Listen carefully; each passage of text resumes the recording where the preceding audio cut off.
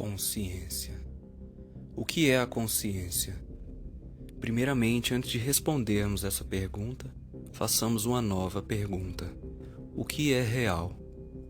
Se a realidade for considerada apenas aquilo que vemos, tocamos e sentimos, esses são apenas artifícios de um processamento que nosso cérebro consegue idealizar como o que é real. O nosso cérebro é basicamente formado para a recepção de impulsos elétricos que são interpretados em conjunto ao nosso corpo físico. Então, o que é real? Essa é uma pergunta bastante complexa, então precisamos fazer uma viagem ao mundo consciente e inconsciente. O universo físico, em sua essência, não é físico. O tempo e o espaço são apenas elementos desse não materialismo. O que nos diferencia das outras espécies é a proporção do nosso lobo frontal para o resto do cérebro, responsável por formar a intenção, por tomar decisões, por comportamentos e pela inspiração. É o que nos faz pegar as informações de nosso ambiente e processar para guardar no cérebro, para tomarmos decisões e fazermos escolhas que são diferentes daquilo que já fizemos no passado. O cérebro é formado por pequenas células nervosas chamadas neurônios, que têm pequenas ramificações e se conectam com outros neurônios para formar uma rede neural. Em cada conexão está registrado um pensamento, uma memória. O cérebro constrói o conceito pela lei da memória associativa. Ideias, pensamentos e sensações são construídos e interconectados nessa rede neural e têm relações uns com os outros. O conceito e a sensação de amor, por exemplo, estão guardados nessa vasta rede neural, mas construímos o conceito de amor de maneiras diferentes. Alguns têm o amor conectados à decepção. Quando pensam sobre o amor, vivenciam a memória da dor, tristeza e até fúria. A fúria pode estar ligada à dor, que pode estar ligada a uma pessoa específica conectada de volta no amor. O que conhecemos hoje são fragmentos do inconsciente, e grande parte que atua no consciente são de processos internos desde a nossa concepção, conflitos gerados pelas estruturas sociais e sistemas de pensamentos religiosos que moldaram nossas noções de realidade, se tornando nossas verdades universais. A realidade definitiva tem a ver com o que a pessoa percebe e o que ela acha que é a realidade do nosso mundo. Sigmund Freud, o pai da psicanálise, defendeu a ideia de que nossa vida mental é dividida em níveis. Segundo ele, somos constituídos de consciência e inconsciente, sendo que o inconsciente é dividido entre outros dois níveis, o inconsciente propriamente dito e o pré-consciente. Segundo Freud, a existência do inconsciente só pode ser provada indiretamente. Para ele, o inconsciente é a explicação dos nossos sonhos.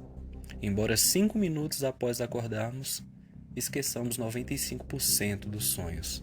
Ainda assim, precisamos sonhar para manter o equilíbrio do funcionamento do nosso ser. Freud descrevia também que há um processo de escape de material, como uma forma dessa dinâmica inconsciente atuar, em que o inconsciente adentra a mente consciente. Nosso cérebro não para de funcionar, então o material que está retido no inconsciente se projeta e tenta o tempo inteiro escapar para a nossa mente consciente. Mas esse material indesejado, como Freud chamou, quando descreveu a mente em seus processos inconscientes, ele só consegue adentrar o consciente depois de estar suficientemente camuflado ou distorcido para de alguma forma driblar e enganar a instância psíquica que é responsável por censurá-lo. Freud usou como analogia a ideia de que existia uma espécie de guardião, segundo ele, uma espécie de censura que bloqueia a passagem entre as informações do inconsciente e o pré-consciente, impedindo assim que essas memórias indesejáveis se infiltrem na consciência. Segundo Freud, nem todos os processos inconscientes resultam exclusivamente da repressão de experiências infantis. Para ele, uma boa parte do nosso inconsciente tem origem nas experiências de nossos ancestrais, que nos foram passadas ao longo de centenas de gerações de repetições. A esse material inconsciente herdado, Freud deu o nome de dotação fitogenética. um conceito muito similar ao de inconsciente coletivo.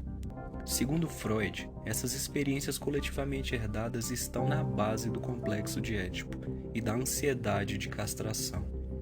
Dentro desse contexto, quando Freud descreveu o inconsciente, o mesmo também diz que inconsciente não é sinônimo de inatividade ou dormência.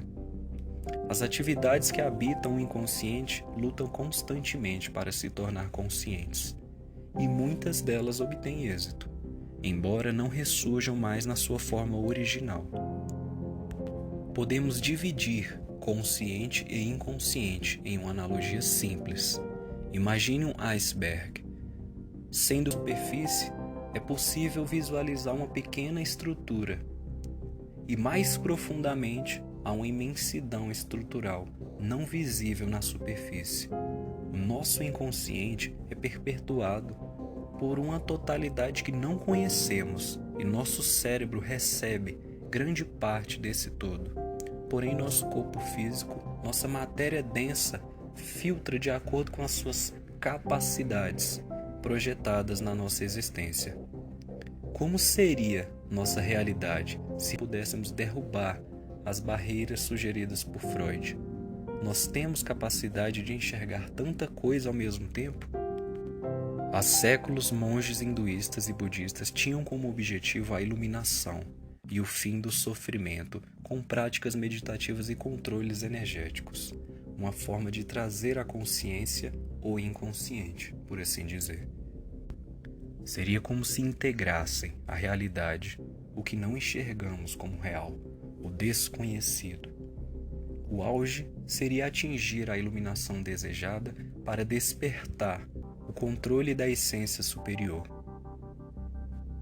o eu desconhecido. O treinamento budista consiste basicamente em deslocar o potencial humano em suas forças maiores, junto às leis do universo. Você não precisa realizar absolutamente nada, apenas ser. Não há sacrifício, não há necessidade de ajoelhar-se perante entidades ou seres divinos. Tudo está em você. No budismo, não há orações, rezas ou esmolas, só há você mesmo. Deus está dentro de você.